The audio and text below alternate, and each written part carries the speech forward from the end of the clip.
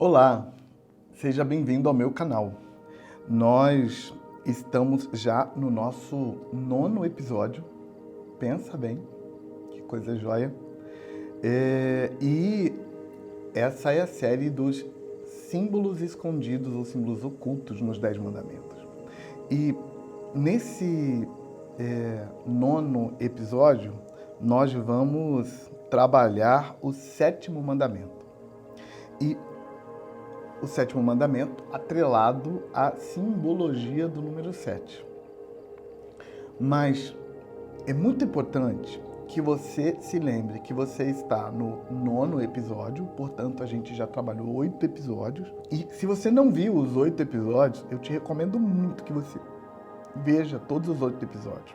Mas pelo menos os 2 primeiros episódios. Episódio número 1 e episódio número 2, que são os episódios onde eu faço uma introdução. Uma das coisas importantíssimas na introdução do número 1 é entender que nós não estamos trabalhando com numerologia e nem estamos trabalhando com cabala. A gente está trabalhando só com Bíblia. Porque quando a gente fala de símbolos ocultos nos números dos mandamentos, as pessoas já pensam logo numerologia e já vão com a mentalidade para a cabala. A gente não acredita na cabala, a cabala não faz parte das nossas crenças, nem para pesquisa, nem para nada. A cabala não faz parte da crença cristã. Na verdade, gente, a cabala não faz parte nem da crença judaica. E não sou proibitivo, o sujeito não pode ler os conteúdos da cabala. Na verdade, eu não recomendo não que você leia os conteúdos da cabala. Mas eu não estou dizendo que você não pode fazê-lo. Eu estou dizendo que nós não estamos fazendo. O que a gente está fazendo aqui é puramente Bíblia. Só isso, nada mais. Tá bom? Mas recomendo muito que você veja episódio número 1 e episódio número 2, onde eu trabalho isso. Tá joia? Hoje vamos trabalhar o 7º mandamento e o significado do número 7. Vamos orar? Senhor, Deus de Abraão, eu clamo ao Senhor por intervenção. Eu clamo ao Senhor para que o Senhor tome as rédeas desse episódio e traga para nós a Tua palavra. Eu peço que o poder do sangue do Cordeiro se manifeste tanto desse lado da tela quanto do outro lado da tela, nesse grande ambiente virtual que nos envolve, que o poder do sangue do Cordeiro cancele todo o mal e que o Senhor tome as rédeas de tudo para nos falar, nos conduzir e trazer a revelação da sua palavra para nós, em nome de Jesus. Amém. Quando a gente pensa no 7º mandamento, que é bem pequenininho, não adulterarás. Não dá para perceber muito de primeira vista de que forma isso está ligado com o número 7. Então, vamos pensar um pouquinho no número 7 na Bíblia. Na verdade, o número 7 é um dos números que a gente mais vê usado como simbologia bíblica. Então, normalmente, quando eu falo para as pessoas sobre o sentido simbólico, a força da simbologia nos números bíblicos, um dos argumentos mais poderosos é o número 7. Porque seria muita coincidência se o número 7 não tivesse uma simbologia, um sentido, uma mensagem. Muita coincidência, por exemplo, que quando o profeta Eliseu manda Naamã mergulhar no Rio Jordão, ele manda mergulhar 7 vezes. Podia ser 6, 5, 1, 2, 3, 50, mas ele falou 7. Quando Deus ordena que Josué dê voltas ao redor da muralha de Jericó, quantas voltas? 7 voltas. Então, seria assim, coincidência demais que o número 7 apareça dessa forma nos textos bíblicos. Mas não acabou, não terminou. Se você continua a pesquisa, você vai encontrar que eram 7 igrejas do Apocalipse. 7 candeeiros de ouro representando as 7 igrejas, 7 estrelas representando as lideranças das 7 igrejas. Terminou? Não. 7 selos do livro selado, 7 taças, 7 trombetas. É muito 7 para ser coincidência. Então, com certeza o número 7 tem um significado que está sendo usado repetidamente no texto sagrado. E aí a gente usa isso para ajudar você a entender que se o número 7 tem um sentido, por que os outros não têm? Então, na verdade, todos os outros têm um sentido também. Eu escrevi um livro que não está lançado ainda, que se chama A Força dos Símbolos na Oração. Mas não trabalho só símbolos lá, eu trabalho muito da simbologia bíblica usado por profetas, sacerdotes, na hora de orar, na hora de fazer clamores proféticos diante de Deus, eles usavam simbologias, como a simbologia dos números, por exemplo. Mas aí a pergunta que não quer calar o que significa o número 7? Pensando nos 7 dias da criação, porque tem que contar com o Shabat, estava na criação também, contando com os 7 dias da semana e pensando em o que esse final significava para o povo de Deus em geral, pensando o sentido que era o final da semana para eles, o 7º dia. Na festa de Pentecoste, por exemplo, que era chamada de a festa das semanas, eram 7 semanas. Pensando nesse sentido, o número 7 ganha o sentido de o número do propósito divino. A ideia por trás do número 7, portanto, é de que o número 7 é o final, a hora em que o que tem que ser, será. O propósito que precisa acontecer. O plano que foi feito vai acontecer e esse plano que foi feito que vai acontecer, ele é simbolizado no número 7.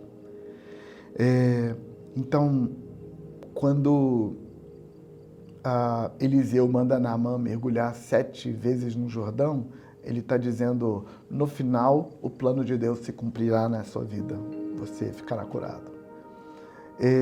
Então, o número 7 é isso. 7 igrejas é o plano de Deus para a igreja.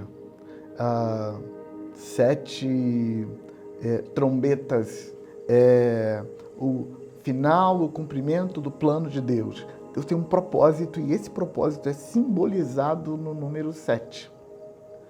E todas as vezes que o número 7 é evocado nas Escrituras, ele carrega consigo essa pressão. Tem algo que Deus planejou e que não pode ser diferente do que Ele planejou. Ele tem um plano e Ele vai cumprir o plano. Quando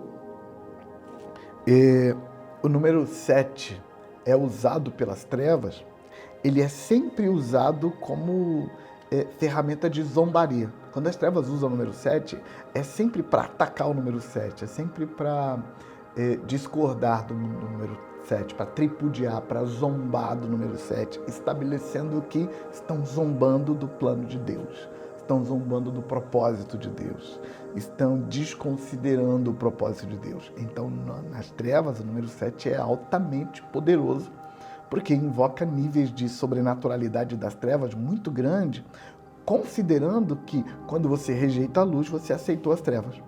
E rejeitar o plano de Deus, rejeitar o propósito de Deus é altamente poderoso, porque é basicamente aceitar o propósito das trevas. Então, o número 7 tem esse peso, essa força nas Escrituras. E considerando que o número 7 é o número do propósito, porque no 7º mandamento aparece exatamente não adulterarás. Sabe, a palavra adultério na cultura judaica, ela tem um sentido muito parecido com a palavra adultério na nossa cultura. Por exemplo, quando a gente fala de adultério, a gente está sim pensando em uma pessoa casada, uma mulher casada, por exemplo, que teve um caso extraconjugal traindo seu marido. A gente está pensando nisso. Mas a gente também usa a palavra adultério para falar, por exemplo, da gasolina adulterada, para falar do medicamento adulterado. Então, o que essa palavra adulterar ou adultério traz consigo na sua raiz? A ideia judaica da palavra adultério é basicamente uma contaminação de algo puro.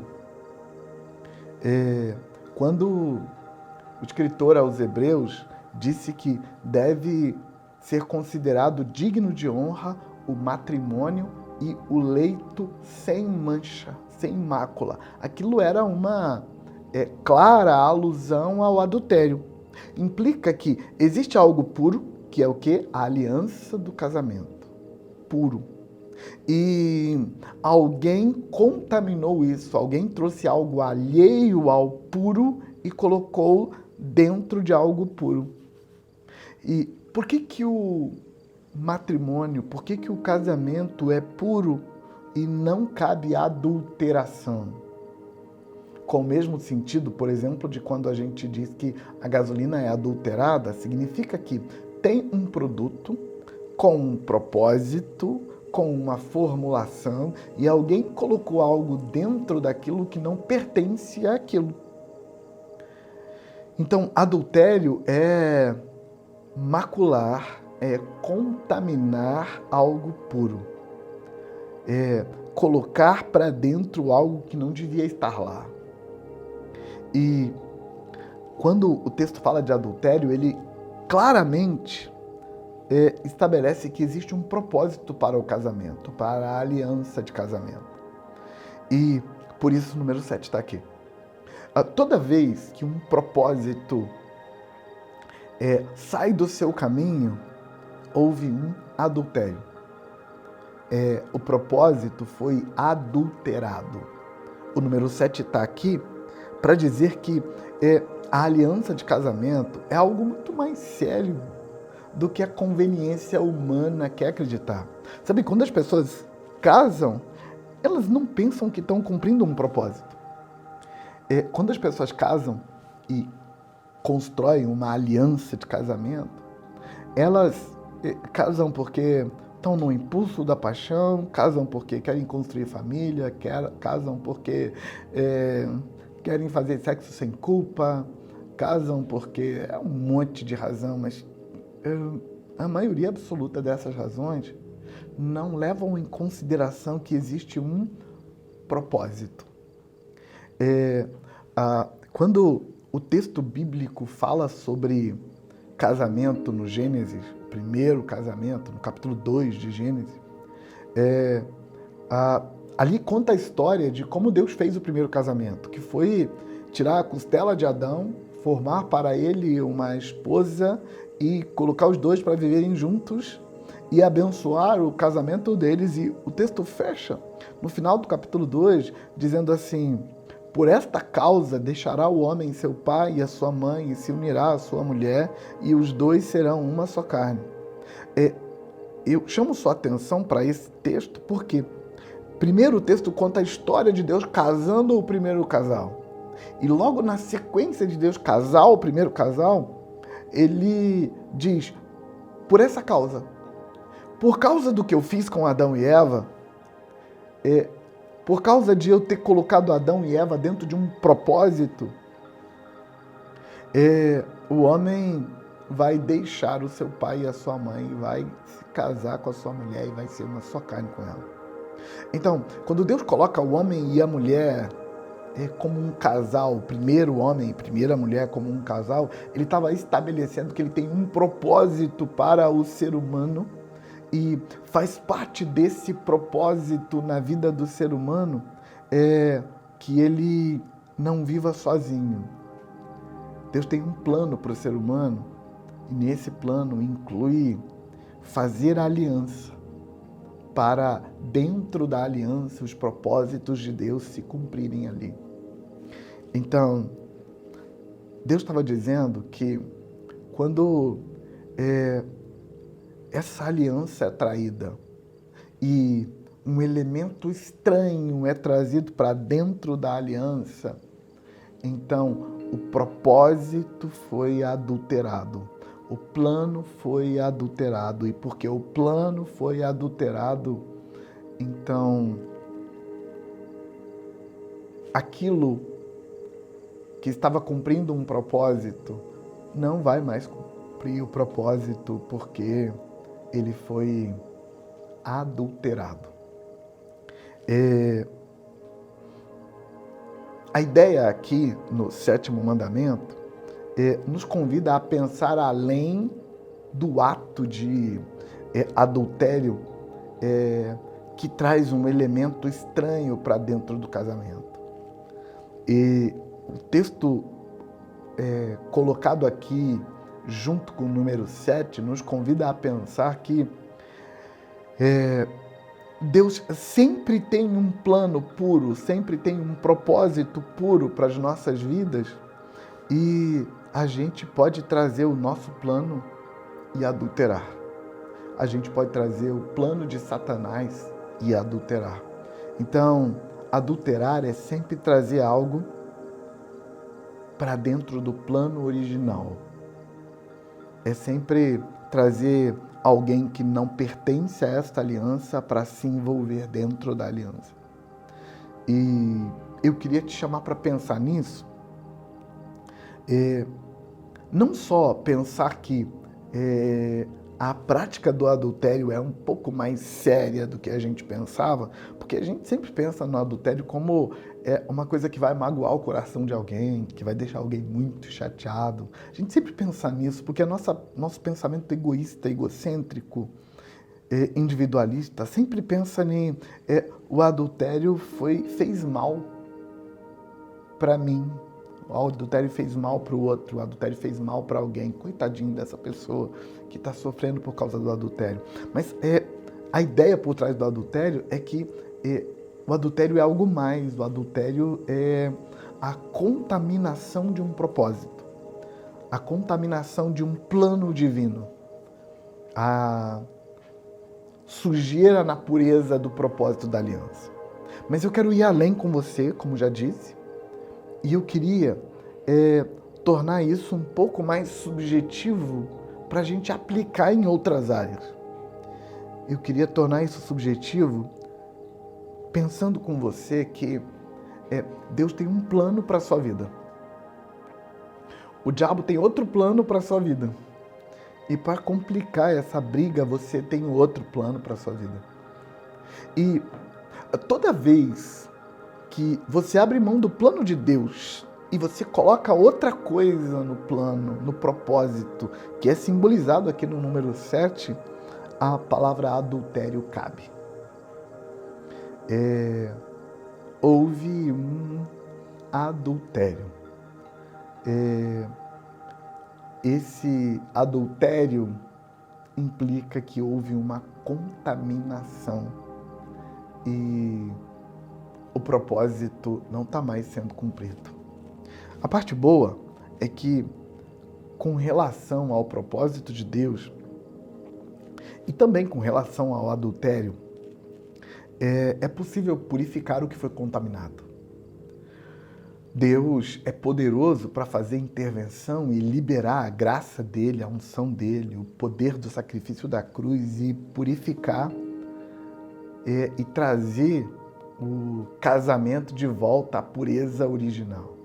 E também, quando você anda na contramão do plano de Deus para a sua vida, é possível se arrepender, é possível aceitar o plano. Deus quis algo para você. Você quis outra coisa para você. É possível se arrepender e voltar para o plano, voltar para aquilo que Deus quer, voltar para aquilo que Deus planejou para a sua vida, se entregar de novo e voltar para a pureza do propósito. Sabe, o propósito de Deus para a sua vida é o ponto em que a aliança entre você e Deus se encontram. Sabe, Deus te criou para um plano, mas Ele te deu o livre-arbítrio. Vai para onde você quiser, mas eu tenho um plano. Sabe, quando você aceita o plano, é como se você tivesse aceitado o casamento de Deus. É como o cordeiro chamando a noiva para o casamento. O propósito foi aceito. Sabe, é como um noivo dizendo para a noiva assim, você pode viver a sua vida do jeito que você quiser. Ou você pode se casar comigo e viver a sua vida junto comigo, do meu jeito. Então, quando a gente aceita o plano, quando a gente diz, Deus, eu não quero mais a minha vontade, eu quero a sua. Sabe, é como aceitar o casamento. Eu não vou mais viver a minha vida do meu jeito, eu não vou mais viver a minha vida do jeito que o meu pai quer, não vou mais viver a minha vida para mim. Agora a minha vida é sua, a gente casou, a gente vai viver junto. E aqui entra o adultério. Quando a gente foge do plano e vai fazer o que a gente quer para a vida da gente, quando a gente foge do plano e vai viver o que a gente mesmo sonhou, então nesse ponto o adultério acontece. Eu estou trazendo impureza para dentro do plano. Deus tem um plano e eu quero o plano dele para mim. E você? Vamos orar? Eu sinto que Deus está te convidando a se perguntar se você de fato aceitou o plano ou se você está negociando e tentando trazer outras coisas para dentro do plano. Senhor, nós oramos com muita gratidão porque o Senhor fala conosco, porque o Senhor trata com a gente. Nós oramos pedindo que o Senhor tome as rédeas das nossas vidas e nos empurre para dentro do plano. Pai, tem gente escutando essa palavra agora que o coração dela foi impactado por perceber que ela tem uma vida dupla. Ela tem uma parte de si querendo fazer o que Deus quer, mas tem uma outra parte dela querendo alcançar o sucesso, querendo alcançar a realização, querendo ser alguma coisa na vida e deixando o propósito em segundo lugar muitas vezes.